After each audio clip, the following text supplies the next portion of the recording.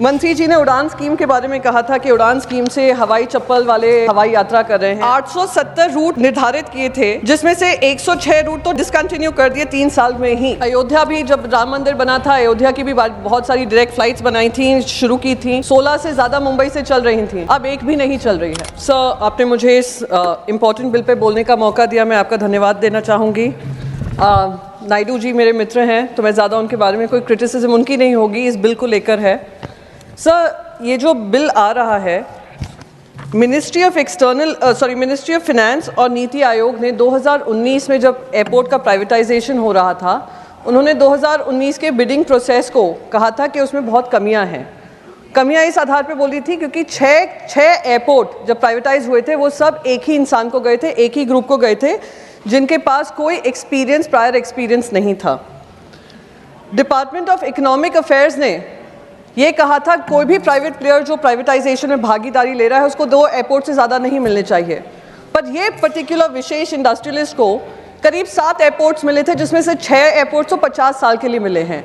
एक ही airport financially viable है, बाकी सारे लॉसेज में हैं। और वो कौन है? वो जॉर्ज सोरोस हमें नहीं बताएगा, वो मिनिस्ट्री ऑफ फिनेंस और इन सब से ही पता चल रहा है, वो अदानी एयरपोर्ट्स है। सर, जब वो ये मैक्रो बिल है, जहाँ पे हम एयरलाइंस की बात कर रहे हैं, एयरपोर्ट्स की बात कर रहे हैं, इंफ्रास्ट्रक्चर की बात कर रहे हैं, इन्होंने कहा कि 880 एयरक्राफ्ट नए आने वाले हैं। पर ये बताना भूल गए कि हमने 5 एयरलाइंस जो फुल सर्विस एयरलाइंस होती थी, करीब 13 सर्विस एयरलाइंस होती थी, 5 फुल सर्विस एयरलाइंस होती थी, 17 साल में अब एक ही रह गई है, वो है एयर इंडिया। और किसी तरीके का फेयर कंपटीशन जो हम कहते हैं, कोई फेयर कंपटीशन नहीं रह गया है, मोनोपोली या डुओपोली रह गई है। 2 एयरलाइंस पूरे एविएशन सेक्टर को संभाल रही हैं, जिसकी वजह से ये हाई टैरिफ्स जो हम फेस करते हैं, वो इसी वजह से फेस करते हैं। ना एयरलाइंस हैं, 880 एयरक्राफ्ट हैं, पर किसके पास मोनोपोली है, डुओपोली है, वो हम सब जानते हैं, वो इंडिगो एयरलाइंस है और एयर इंडिया है।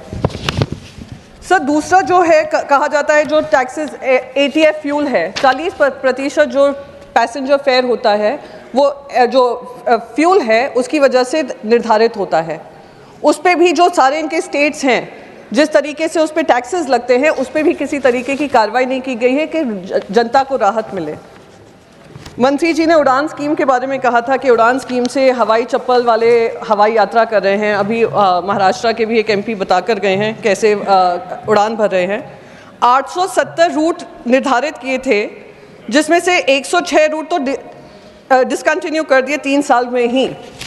तो ये कहाँ से हम कह रहे हैं कि हम नए एयरपोर्ट्स बना रहे हैं, पर वो एयरपोर्ट्स बन रहे हैं पर वो ऑपरेशनल नहीं हैं, आधे से ज़्यादा तो बंद हो रहे हैं।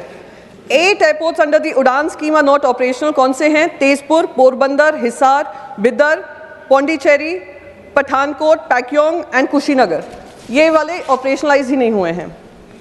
अयोध्या भी जब राम मंदिर बना था, अयोध्या की भी बहुत सारी डायरेक्ट फ्लाइट्स बनाई थी, शुरू की थी। 16 से ज़्यादा मुंबई से चल रही थी, अब एक भी नहीं चल रही है। तो सर, ये जो स्कीम्स अनाउंस होती हैं, वो कहीं ना कहीं इम्प्लीमेंटेशन में विफल होती हैं। सर, एक लास्ट पॉइंट है, क्योंकि वो मेरे पार्लियामेंट्री क्वेश्चन का मुझे जवाब मिला था। जनवरी 2023 से करीब 1100 होक्स कॉल्स आए हैं, हाईजैक कॉल्स आए हैं, जिसकी वजह से इकोनॉमिक लॉसेस एयरलाइंस को हो ही रहे हैं। साथ ही साथ जो mental trauma passengers go through करते हैं 6-6, 7-7 घंटे।